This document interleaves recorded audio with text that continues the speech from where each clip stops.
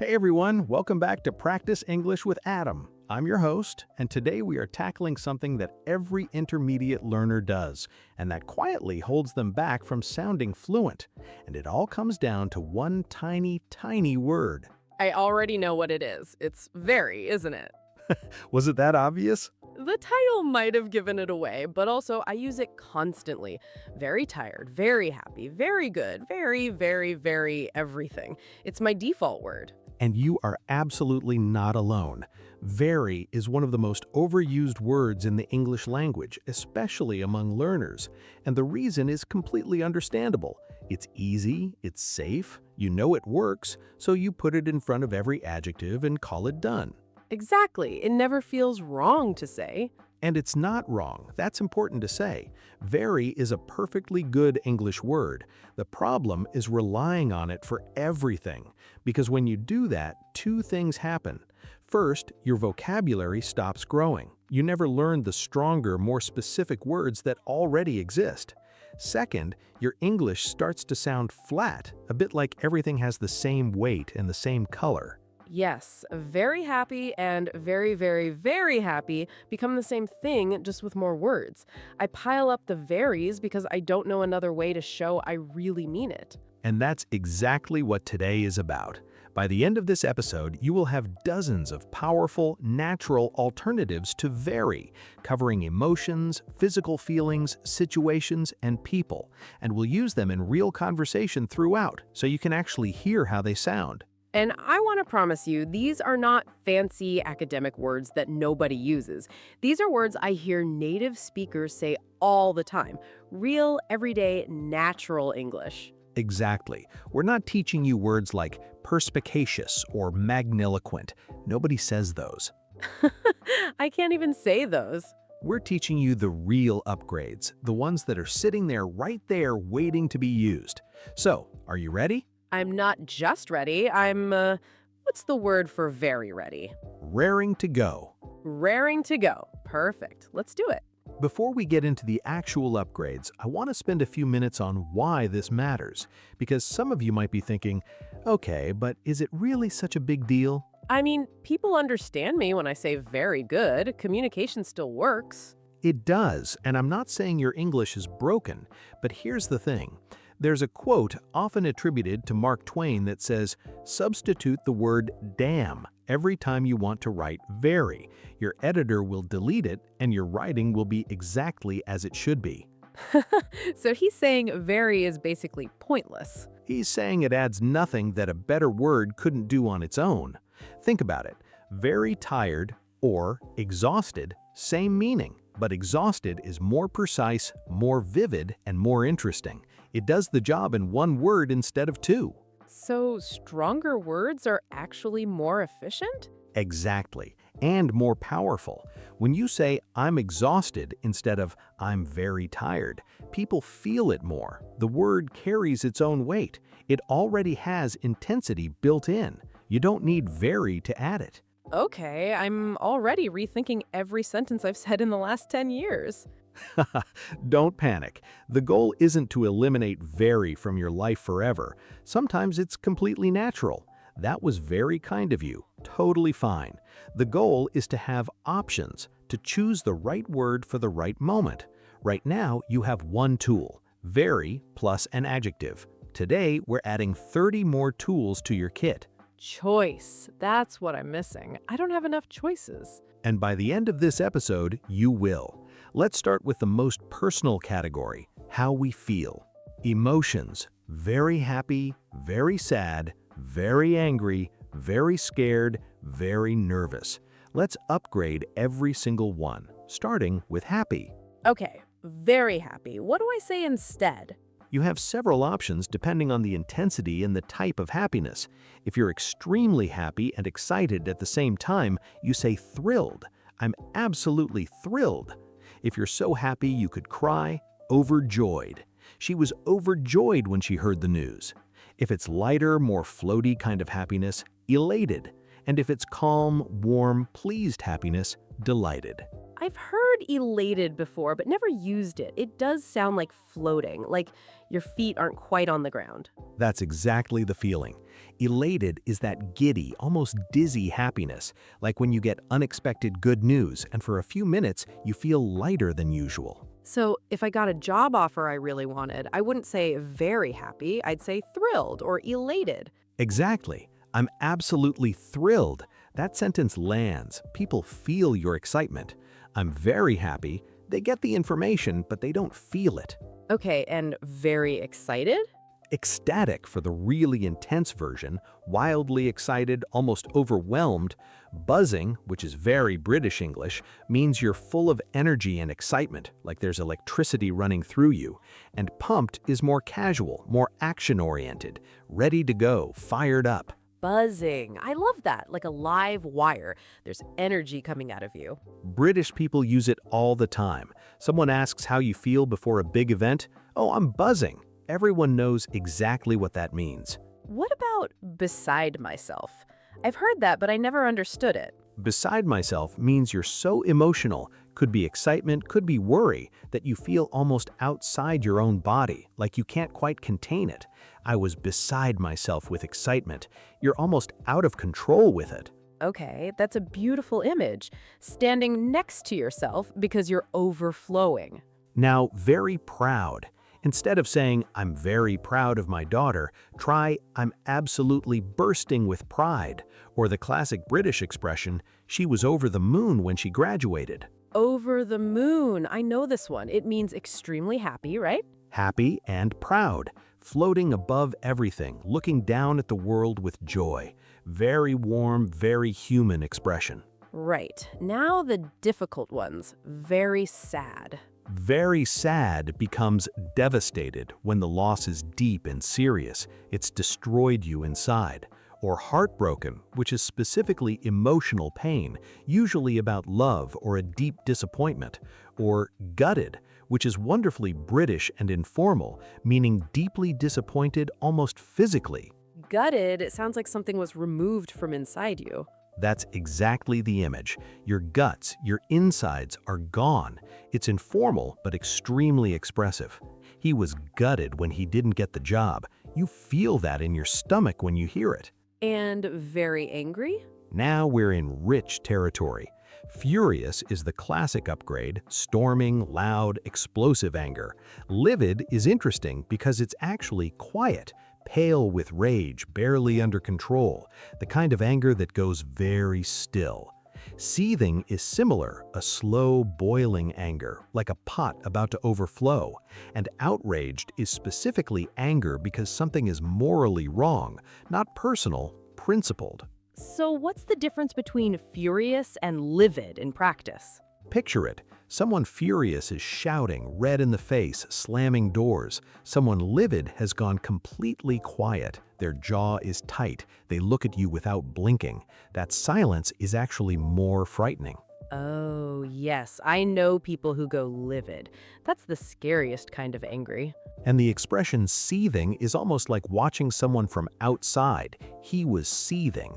You can see it, but he's not exploding. Not yet. Okay, very scared. Terrified is the go-to strong version, but petrified goes further. Petrified means frozen with fear. You literally cannot move, like stone. In fact, the word comes from the Latin for stone. Petrified wood is wood that turned to stone. So when you're petrified with fear, you've turned to stone. I had no idea. That's fascinating. And shaken is a softer but very real version. You're not screaming, but you're trembling slightly. Something frightened you and your body is still feeling it. She was visibly shaken after the accident, still processing, not fully recovered. And very nervous? What do I say? Anxious for ongoing, deeper nervousness, not just about one moment, but a general state. On edge when you're nervous and reactive, jumping at small things, waiting for something to happen. Dreading, which is actually a verb, when you're nervously anticipating something specific and you don't want it to arrive. I'm dreading the meeting tomorrow. And informally, I'm a wreck. I'm a wreck. That's so honest. It says everything. It does. No explanation needed. Complete wreck.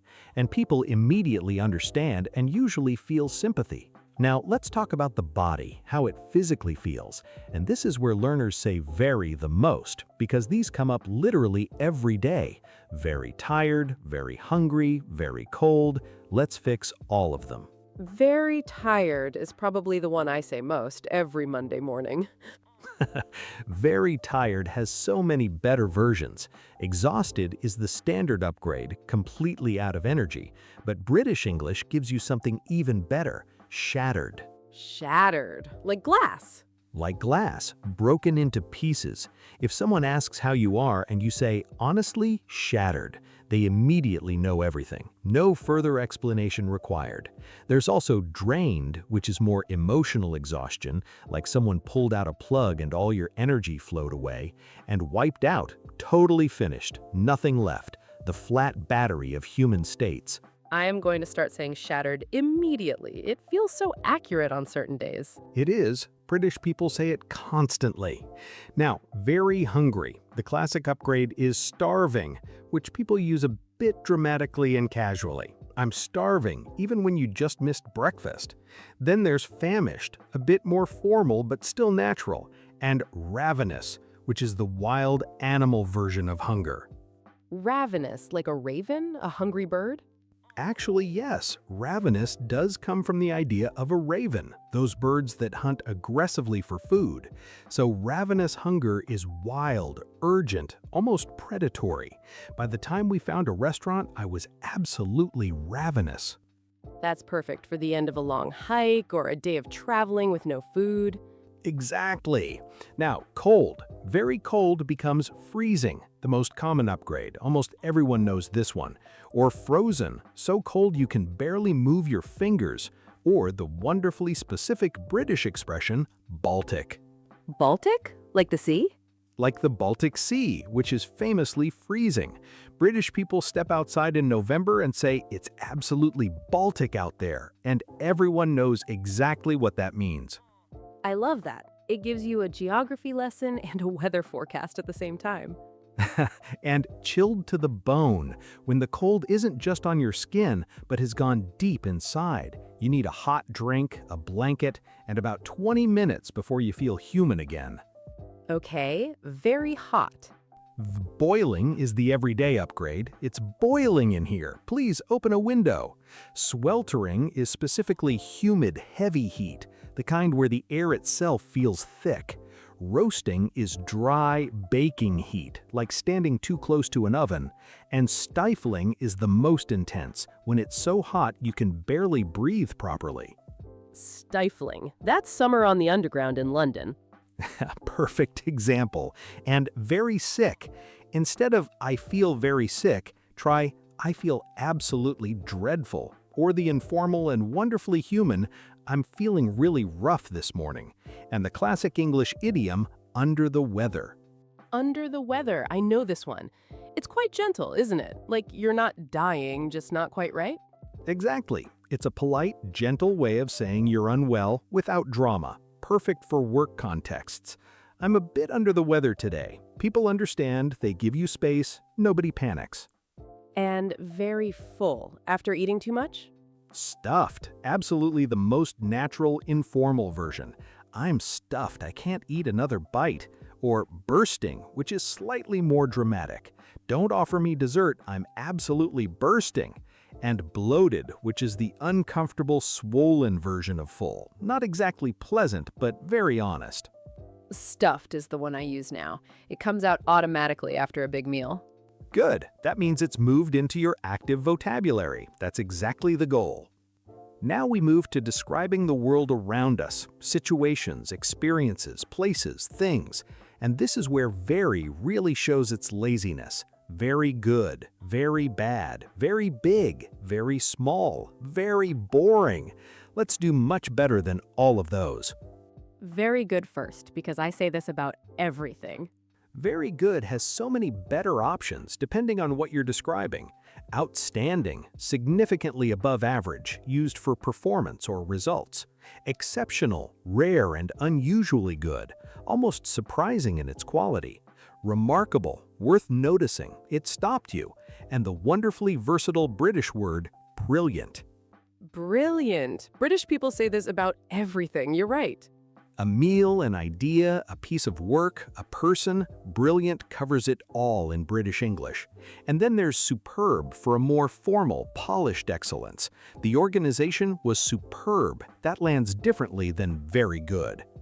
Okay, very bad. Terrible, awful, and dreadful are the everyday upgrades. All mean very bad, interchangeable in most situations. Then there's appalling, which adds a layer of moral shock. You're not just saying it was bad, you're saying it was shocking, almost offensive. And disastrous, when something failed so badly it caused real damage. So, if a meeting was boring and unproductive, dreadful. If a company treated its workers unfairly, appalling. If a product launch completely failed, disastrous. Perfect. You've understood the nuance exactly. Each word carries its own shade of meaning. Okay, very big. Very big becomes enormous for large physical size. Massive for large and heavy with a sense of weight.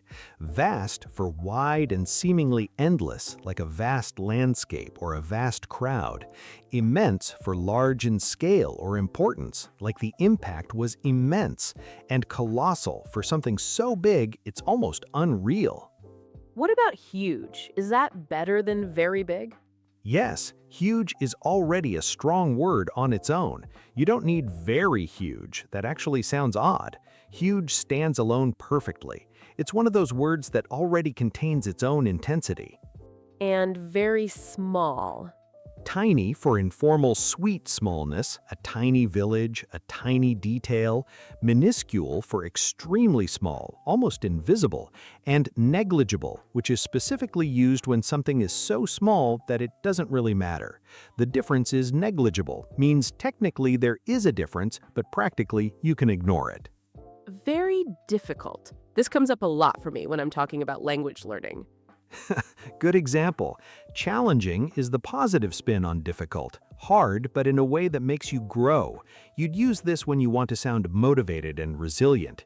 Demanding means it requires a lot of effort and skill. It's a compliment to the task as much as a complaint. And grueling, which is my favorite, means physically or mentally exhausting difficulty, something you survived. Grueling sounds like you earned a medal just by getting through it. Exactly the feeling. When you call something grueling, people feel respect for you. It was a grueling 3-month project. Everyone goes quiet and nods. And very interesting, because I want to describe my friends properly. Fascinating when it held your attention completely and you couldn't stop thinking about it. Captivating when it captured you and you couldn't look away, often for performances or speakers. Gripping, specifically for stories, films, books, can't put it down, can't stop watching. Riveting, absolutely nailed in place. And compelling, which is interesting and also persuasive at the same time. And the opposite, very boring. Tedious for boring and repetitive, going through the same motions over and over. Dull for flat and lifeless. Mind-numbing for so boring it actually affects your ability to think. 3 hours of data entry, for example. And then my absolute favorite, soul-destroying. Yes, soul-destroying, like filling in tax forms or sitting in traffic for 2 hours. Exactly. Soul-destroying is dramatic, but native speakers use it completely naturally. That commute is soul-destroying. Everyone understands and everyone sympathizes. I am going to use this word this week, multiple times. Last category, describing people, because we talk about people constantly, and very smart, very kind, very funny, very rude, very strange. All of these have so much richer alternatives. Very smart. I want to be able to compliment people properly. Brilliant, again, naturally clever, quick and impressive. Sharp, quick thinking, notices things other people miss. Astute, clever in a very practical, observant way. Someone astute reads situations and people well. They're rarely fooled. And gifted, for someone with natural talent that goes beyond just working hard. So if I have a colleague who always figures out the political dynamics in the room, she's astute rather than just smart. Exactly. Astute is specifically that social and practical intelligence. It's a very precise and complimentary word. What about very kind or very nice? Oh, nice. We need to talk about nice for a moment. It's become one of the weakest words in English. When someone describes you as nice, it means not much. Good person, not terrible, friendly enough. It says almost nothing specific. So being called nice is almost an insult. A mild one. Replace it with something real. Generous, gives freely, time, effort, money, warmth. Thoughtful, considers other people carefully before they even have to ask. Warm-hearted, naturally caring, it comes from inside them. And genuine, the kindness is real, not performed. Genuine is such an important word. You can tell the difference between someone who's genuine and someone who's just being polite. You absolutely can. And big-hearted, someone with a lot of love and generosity in them, has space for everyone. Okay, very funny, because I want to describe my friends properly. Hilarious, laugh out loud, can't stop funny. Witty, clever and funny, the intelligence in the humor is what makes you laugh. Wit is a gift. And split-siding, so funny it physically hurts. You're splitting your sides from laughing. I have one friend who is genuinely witty. Everything she says has a twist in it. You're halfway through laughing before you even understood the joke. That's wit exactly. It's quick, it's layered, and it lands before you've seen it coming. Very rude, because sometimes you need to describe a difficult person. Obnoxious, aggressively unpleasant, in your face, hard to be around. Insufferable, so unpleasant that it's genuinely hard to tolerate them. You have to leave the room. Arrogant, rude, obnoxious, aggressively unpleasant, in your face, hard to be around. Insufferable, so unpleasant that it's genuinely hard to tolerate them. You have to leave the room. Arrogant, rude through excessive belief in their own importance, and insolent, specifically disrespectful toward authority or someone who deserves respect. Insufferable sounds like you're being slowly poisoned by someone's company. Ha! That's exactly the energy. You can't breathe properly around them. And finally, very strange. Very strange. What do I say instead? Bizarre for strangely unusual and hard to explain. The whole situation was bizarre. Peculiar for odd in a slightly uncomfortable, hard-to-place way. Eccentric, and this is interesting because it can actually be a compliment. An eccentric person lives by their own rules in a charming, individual way. Think of someone with 17 houseplants all named after poets who only wears purple. Not weird, eccentric. I want to be eccentric. It sounds wonderful. Unsettling when strange and it makes you uneasy. There's something off that you can't quite identify. And uncanny, which is specifically for something strangely accurate or familiar, almost like it shouldn't be possible. The resemblance is uncanny. Her ability to predict things is uncanny. Uncanny valley. That's the expression they use in technology for robots that look almost human, but something is slightly wrong. Exactly. You know the concept. Your brain says something is wrong, but it can't identify what. That's the uncanny. Okay, we've gone through a lot, and I know what's happening right now. You're thinking, this is wonderful, but I'll forget all of it within an hour. That's exactly what I'm thinking. There are so many words. So here's how to actually make them stick. 3 strategies only. First, pick one category and work with it for a full week. Not all 4 categories at once, just emotions this week, physical states next week. Small and consistent beats big and overwhelming every time. 1 category a week. That's manageable. I can do that. Second strategy, replace just 1 very per day. Catch yourself saying very something, pause, and swap it. Just 1 per day. After 30 days, that's 30 new words in active use, not in your head, in your mouth. That's so small it's almost embarrassing how doable it is. Third, write 3 sentences every morning using 1 new word. Not grammar exercises, real sentences about your real life. I'm completely shattered today because the baby woke up at 4. My commute yesterday was soul-destroying. My colleague is genuinely astute. She noticed something I completely missed. Real context, real memory. The word attaches to your life and it stays. Because when a word is connected to a real feeling or a real moment, it's yours. Exactly. It becomes yours, and that's how language actually grows. And that is episode 21. From very happy to elated. From very tired to shattered. From very boring to Soul-destroying. soul-destroying, which I genuinely hope this episode was not. The complete opposite. I feel like I was just handed a whole new set of paintbrushes. Same canvas, but suddenly I have colors I didn't have before. That is a beautiful way to put it. And for everyone watching, you now have those paintbrushes too. Use them this week. Make your English more vivid, more precise, more you. Drop a comment and tell us your favorite upgrade from today. Mine is gutted. I'm going to use it immediately. What's yours? And if you want more episodes like this, we can do the same thing for other overused words. Good, bad, nice, get, do. There's an entire world of upgrades waiting. Subscribe so you don't miss them. And please share this episode with someone you know who says very too much. You know who they are. See you next week, everyone. Keep practicing and keep upgrading. Bye. And remember, don't just say very, say magnificent, spectacular, soul-destroying. Any of those will do.